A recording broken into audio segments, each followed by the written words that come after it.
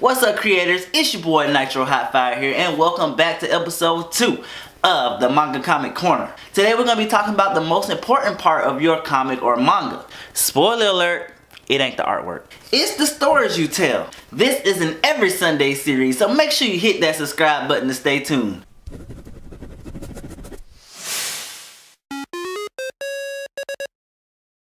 Since the beginning of communication, mankind has been passing down stories from generation to generation. Whether it be written, verbal, or even through cave paintings, stories have been told in a multitude of ways. Now here's something we gotta realize. With the craft as old as this one, it has been changed so many times, it's evolved over so many different times that there have been techniques developed in order to tell an effective story. So I think it's pretty easy to see that in order to become great storytellers, we need to understand these techniques.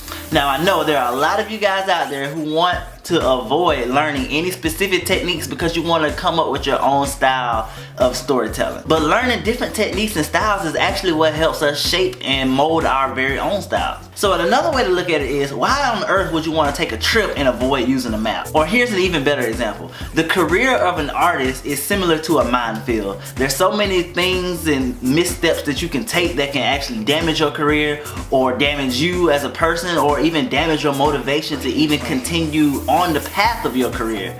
And as an artist, there are even fewer possibilities that actually lead you to success. So if there is a map through said minefield, it'll be in your best interest to use it.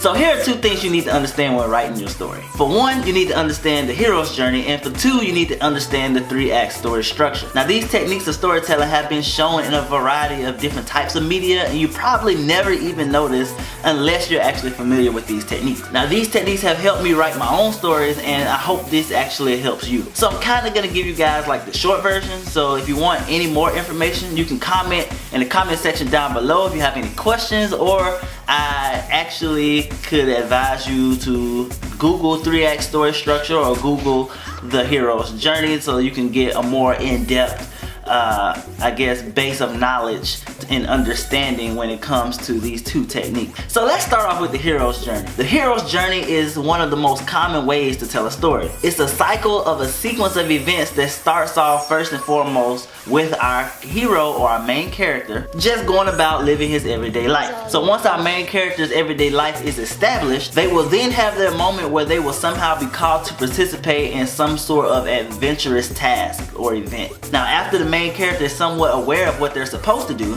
they are then met with some type of assistance. Now this is usually someone or something that will actually guide them through their journey. It's usually someone who will pass down some sort of wisdom. Next, the hero will leave or embark on their adventure, leaving behind their normal everyday life. Now during this journey or adventure, the hero will actually have to overcome lots of challenges and different conflicts.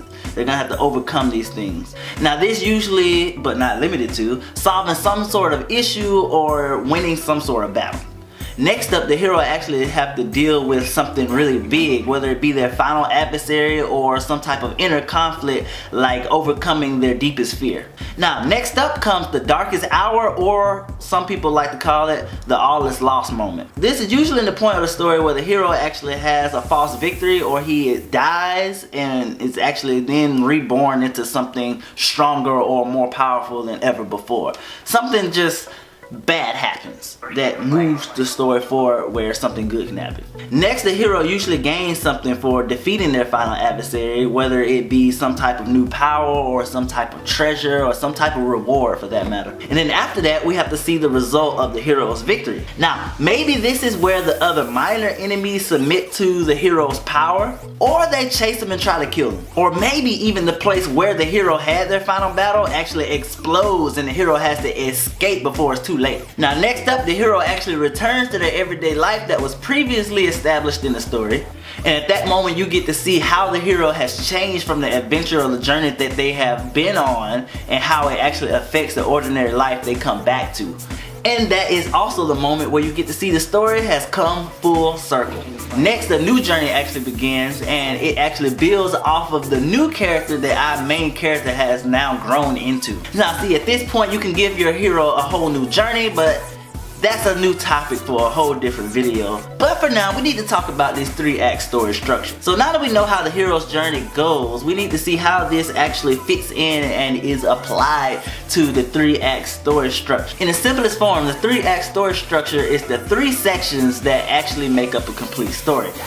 The beginning, the middle, and the end. The beginning, the middle, and the end. Understanding the 3-act story structure is actually how you're going to keep your story moving forward. Now, the beginning of the story, you want it to be exciting. Now, this is actually sometimes referred to as the hook. You want to hook the audience in. You want to get your audience really excited about the story, and this can actually also give you the opportunity to kind of point out the overall conflict that the hero is going to have to face later on in the story. Next, this is where your main character is shown in their ordinary life is established. The people they know, where they live, that type of thing, you know, their friends, family, stuff like that. Basically who this person is. It also brings the pace down from your exciting moment and actually gives the opportunity for the audience to actually know where exactly the baseline for excitement is for your story.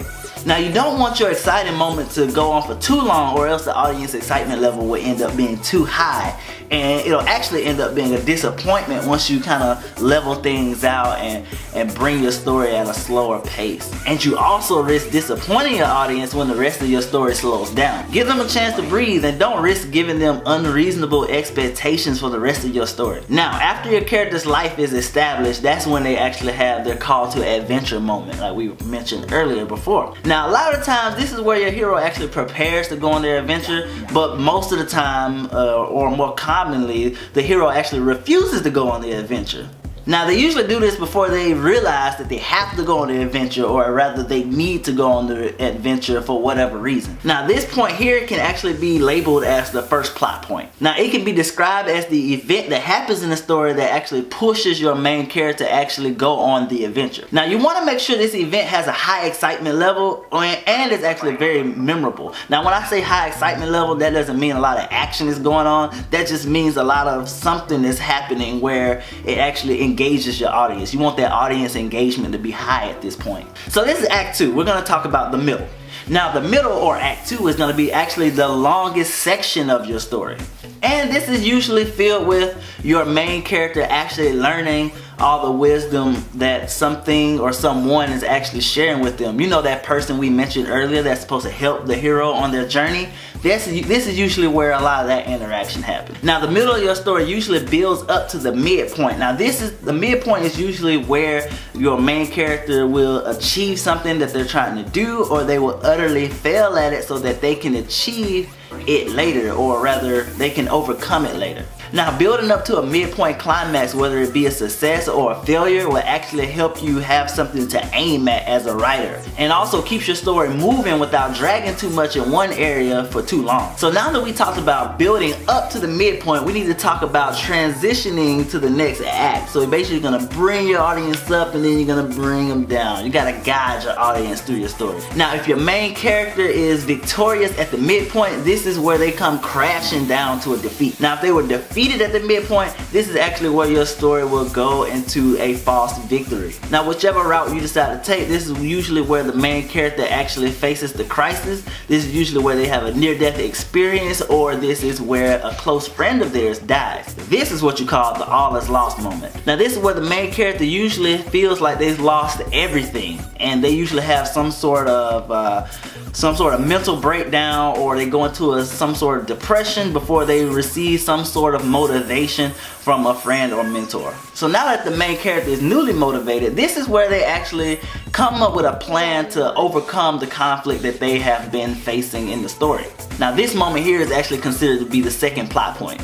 So now, after your second plot point, the story kind of transitions into Act 3. Now, this is the biggest part of the story where everything is actually leading up to the final victory or the tragic defeat. This is where the hero actually has their final battle and the conflict is then somehow resolved. This is where all the loose ends are now tied up and all the unanswered questions now have answers. The resolution now wraps everything up and once again brings everything to full circle, bringing the hero back to their everyday life. And now they have grown from the journey that they've been on, and now the audience can also see how their growth actually affects them coming back to their previous lifestyle. So there you have it, guys. That has been the hero's journey as well as the 3-act story structure. From watching this video or listening to this video, I hope this gave you a clear understanding of basically how those two things are pretty much the same thing, and the fact that you kind of need these techniques to at least know how exactly you're gonna put your story out there or put your story together. What's a really good thing for you to do is, after watching this video, go watch a movie and actually see how they tell their story and see where everything fits in the 3-act story structure. So once again, guys, thanks a lot for watching the Manga Comment Corner. Make sure you like this video if you like it. Share it with other artists who need to possibly work on their stories, and also we can get this knowledge around out there, because this can help so many people just like it's helped me. Also, make sure you hit that subscribe button if you haven't already, and tune in to Nerd Torch TV. Make sure you check out the website to buy cool nerd gear and also dope apparel. If you wish to support this channel, I appreciate everything that you guys do. Thank you again for watching. It's your boy Nitro Hot Fire, and I'm out. Peace.